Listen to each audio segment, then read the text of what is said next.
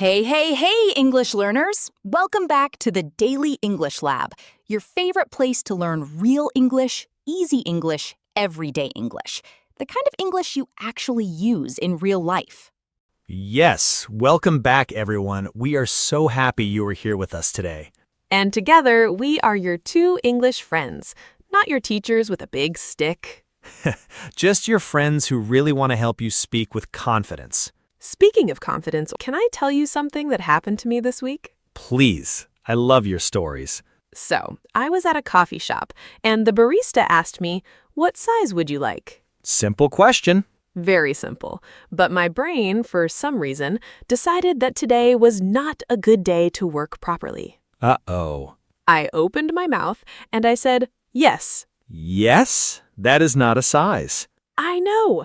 The barista just looked at me, and I looked at her, and there was this long, terrible silence. What did you do? I panicked more. I said, "Sorry, medium? No, large. No, medium is fine." That is 3 answers in 5 seconds. A new record. And the whole time, I actually knew what I wanted. A medium coffee. That's it.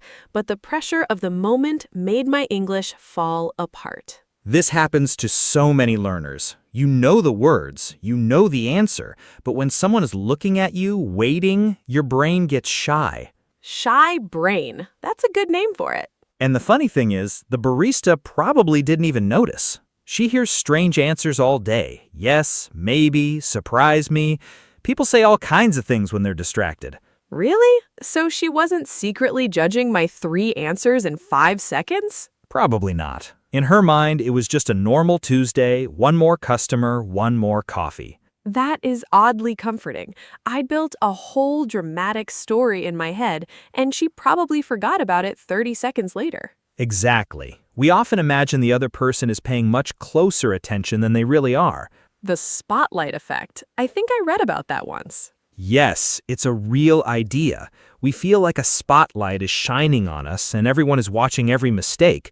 But usually people are busy thinking about their own coffee, their own day, their own worries. So my yes moment lives mostly in my own memory, not really in hers. Exactly. Keep that in mind today, listeners. Your mistakes feel huge to you, but they are usually very small and very forgettable to everyone else. And that is exactly what we are talking about today. Yes, today's topic is communicating with confidence. Not perfect English, not fast English, confident English. The kind of English that helps you order your coffee, answer a question, join a conversation, and not freeze like a nervous robot.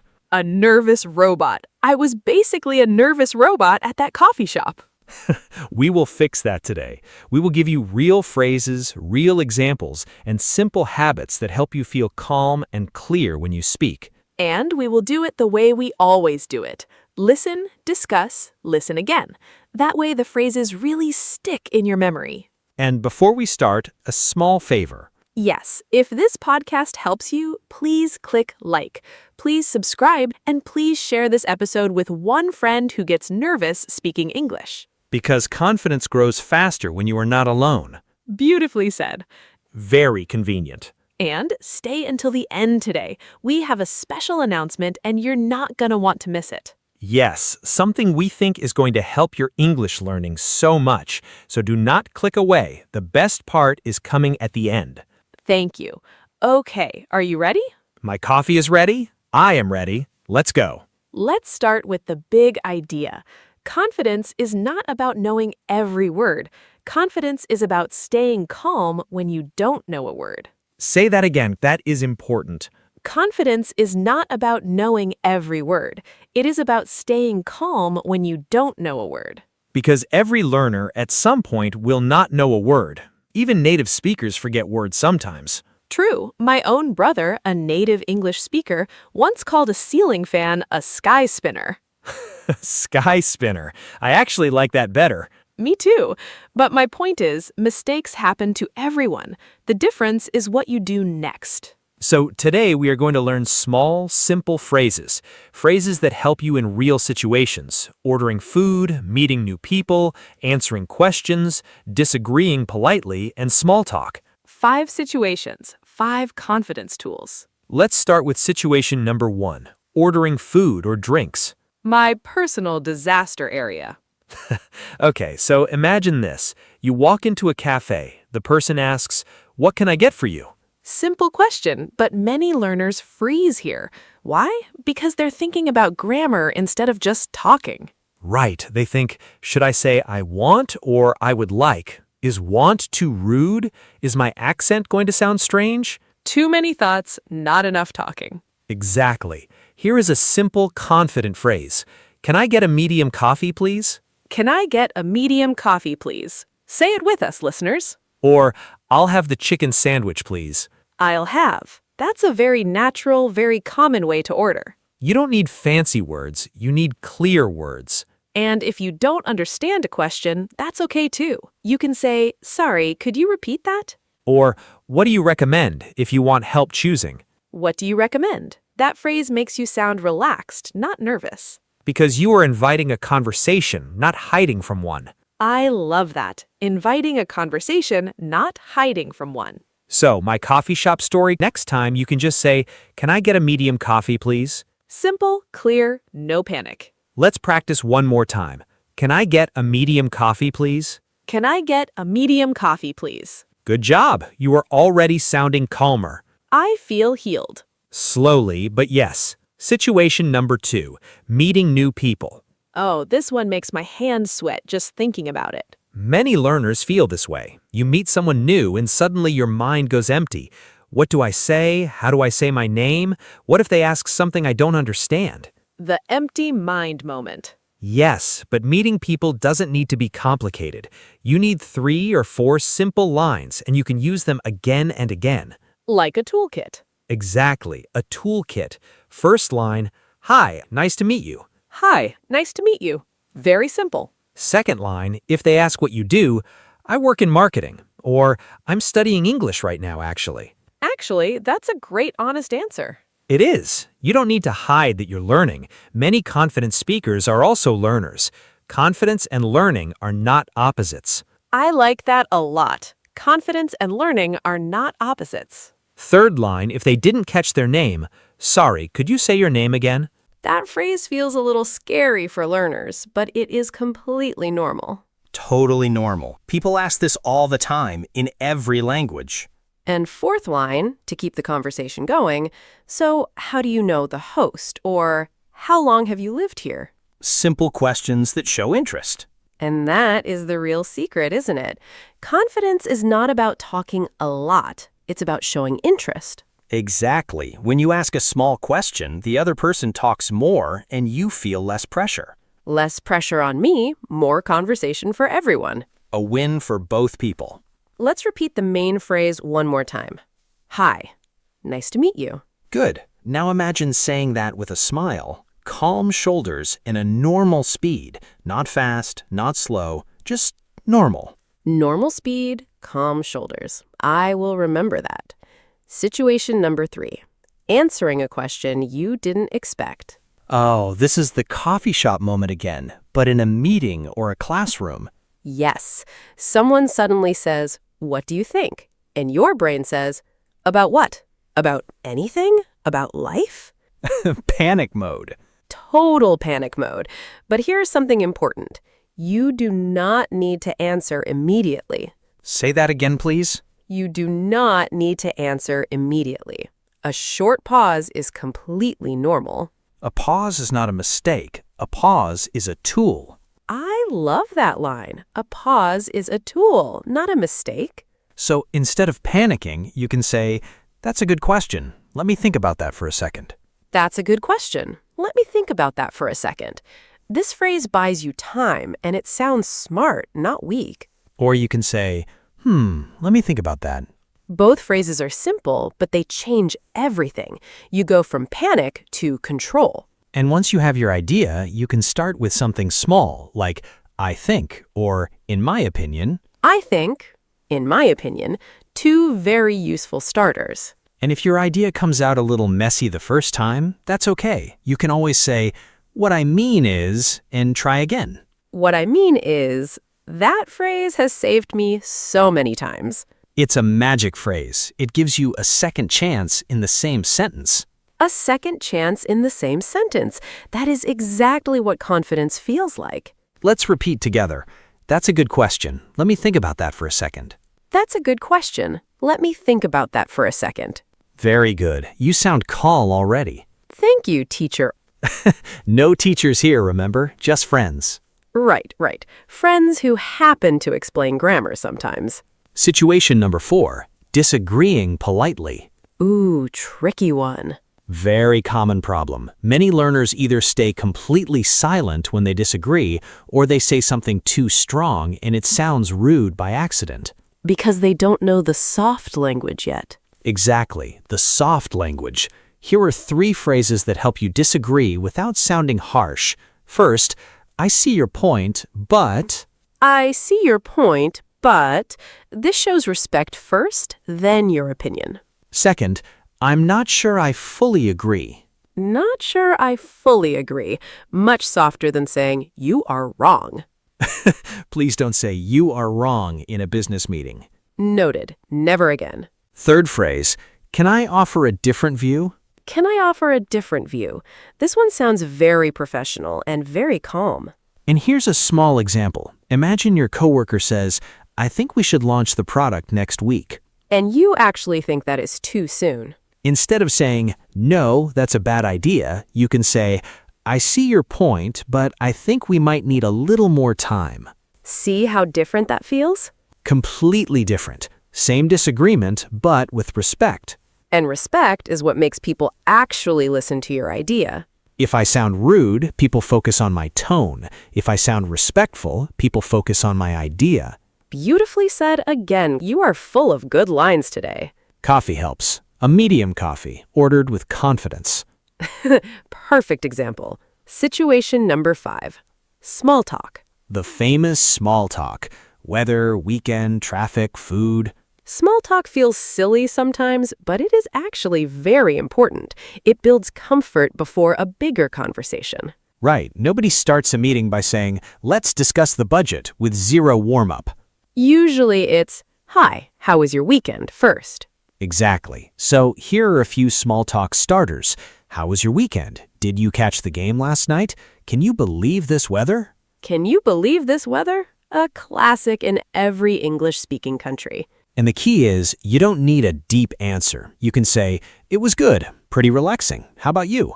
Short, friendly, and it passes the conversation back. Passing the conversation back is a great skill. It means you are not doing all the talking, and you're not staying silent either. Balanced conversation. Yes, and if someone asks you something and you don't fully understand, small talk is actually a very safe place to practice asking for clarification. Because the topic is light, so there's no pressure. Exactly. You can say, sorry, what was that? And nobody will think anything of it. Good practice ground. Let's repeat one more time. How was your weekend? How was your weekend? It was good, pretty relaxing. How about you? It was good, pretty relaxing. How about you? Perfect. You're improving already. I feel it. Situation number 6. Talking on the phone. Oh, phone calls. The final boss of English confidence. The final boss. Why is the phone so scary? Because on the phone, you can't see the person's face. You can't see them nodding or smiling or pointing at something. You only have the voice. And the voice can sound fast or unclear, or the line can be bad. Exactly. So many learners avoid phone calls completely. They say, I'll just send a message instead. I have done that many, many times. But phone calls happen in real life. Doctor appointments, deliveries, customer service, job interviews. So let's give people some tools for this final boss. First tool, start with a clear greeting. Hi, calling about my order. Hi, this is calling about my order. Short, clear, and it tells the other person exactly why you called. Second tool, if you don't catch something, you can say, sorry, the line isn't very clear. Could you say that again? That phrase is perfect because it puts the problem on the phone line, not your English. Smart point. The phone line, not your English. Third tool, if they speak too fast, you can say, could you speak a little slower, please? I want to make sure I understand everything correctly. That sentence sounds very polite and very professional. Fourth tool at the end of the call. Just to confirm, you said, repeat the important information. Is that right? This is such a powerful habit. You repeat the important part back so there's no confusion. I use this one now every time I order something on the phone. Just to confirm, delivery is on Friday morning. Is that right? That single habit has probably saved you from many surprises. So many surprises. Once I didn't confirm and a package arrived a full week late because I misunderstood the date. See, confirming isn't just about English, it's about being a clear communicator in any language. True. This skill helps everyone, not only English learners. Let's repeat the main phrase together. Just to confirm, is that right? Just to confirm, is that right? Perfect. That small sentence will help you in so many situations. Doctor appointments, deliveries, hotel bookings, everything. My phone calls are going to feel so much calmer now. Good job. You're improving already. Let's take a short pause here and talk about something a little deeper. Why does the body react so strongly when we feel nervous speaking English? Great question. It's actually very simple biology.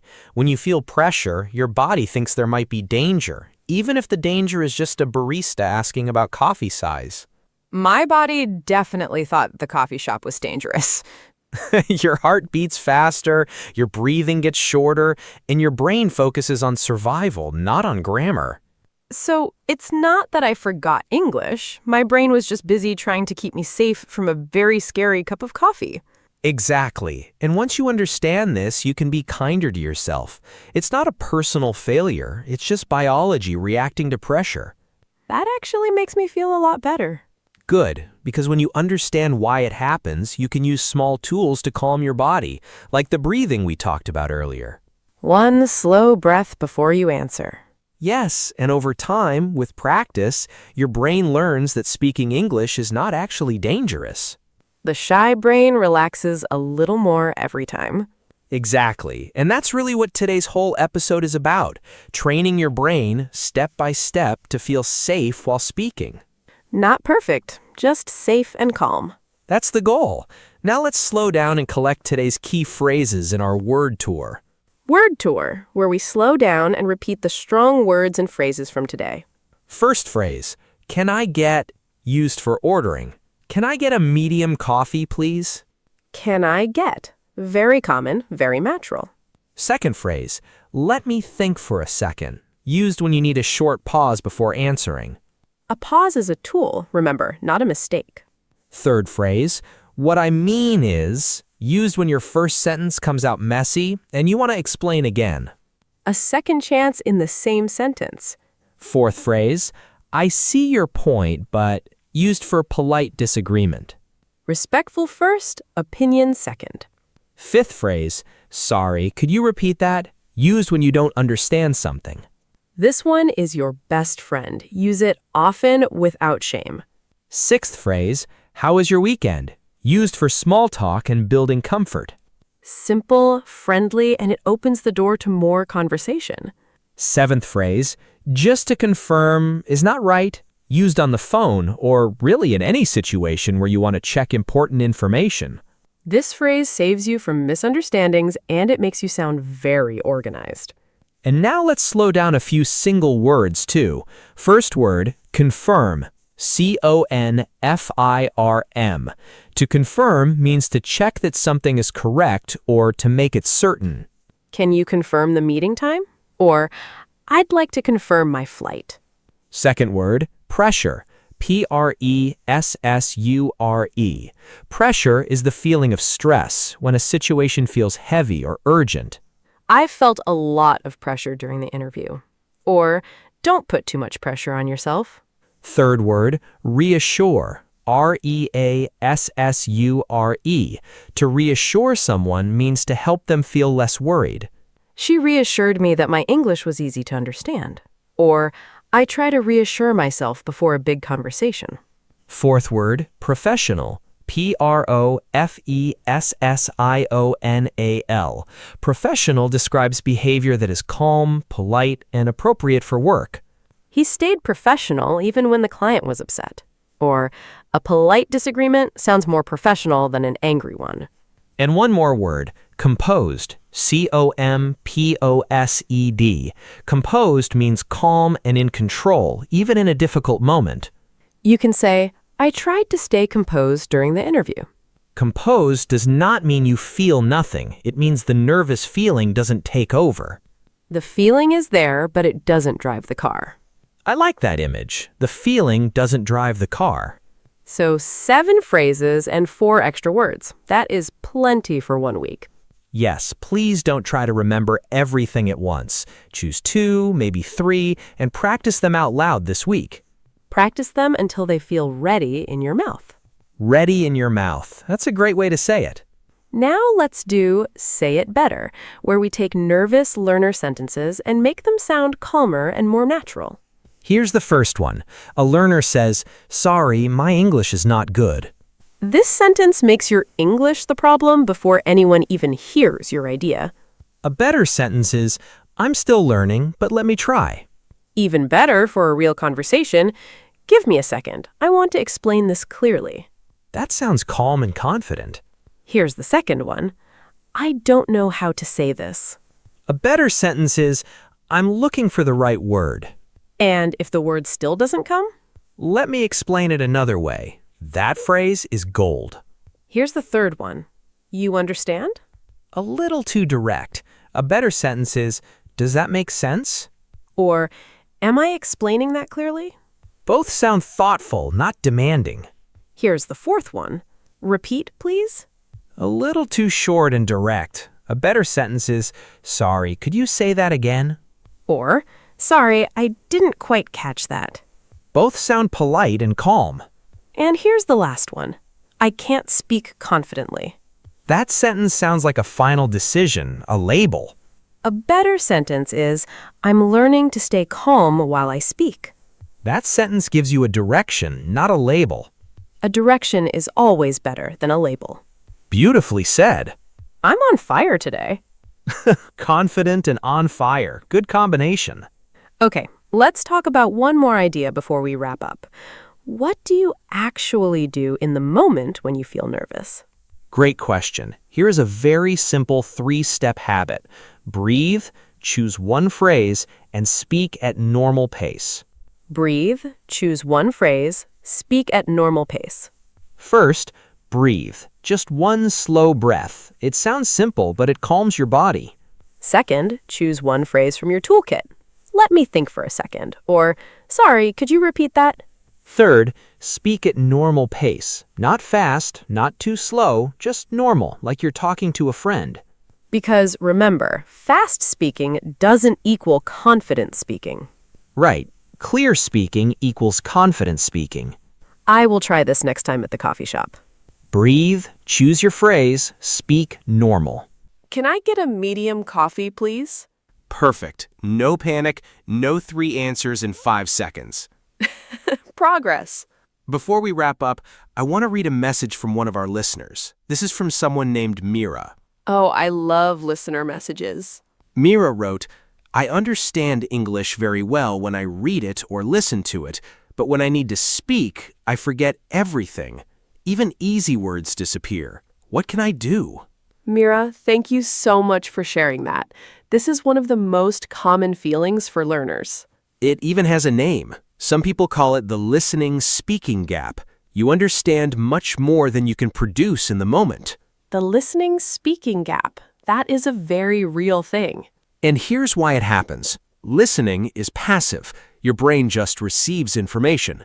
But speaking is active. Your brain has to search, choose, and produce words in real time under pressure. So speaking is simply harder work for the brain. Much harder. It's like the difference between reading a recipe and actually cooking the meal.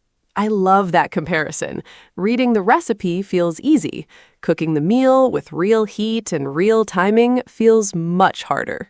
Exactly. So, Mira, here is our advice. First, don't judge yourself by comparing listening and speaking. They are 2 different skills, and it's completely normal for one to be stronger. Second, practice speaking out loud, even alone. Describe your day. Talk about your plans, just to your mirror or your pet or your car. Talking to your car counts. fully counts. Good, because I do that. Third, use the toolkit phrases we talked about today. When a word disappears, you already have a plan. Let me think for a second. What I mean is, You don't need perfect memory. You need a calm plan for when memory fails. a calm plan for when memory fails. That's the whole lesson in one sentence. Mira, we hope that helps, and thank you again for writing to us. If you have a question too, send it our way. We might read it on a future episode. We really do read every message. All right, let's wrap up today's episode. Quick recap, and let's listen one more time so everything really sticks. Good idea. Repetition is our best friend. We talked about confidence in 6 real situations. 1. Ordering food or drinks.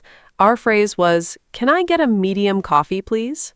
2. Meeting new people. Our phrase was, "Hi, nice to meet you." 3. Answering a question you didn't expect. Our phrase was, "That's a good question. Let me think for a second." 4. Disagreeing politely. Our phrase was, "I see your point, but..." 5. Small talk. Our phrase was, "How was your weekend?" And 6. Talking on the phone. Our phrase was, "Just to confirm, is that right?" 6 situations, 6 simple phrases. You don't need to master all of them today. No, please don't put that pressure on yourself.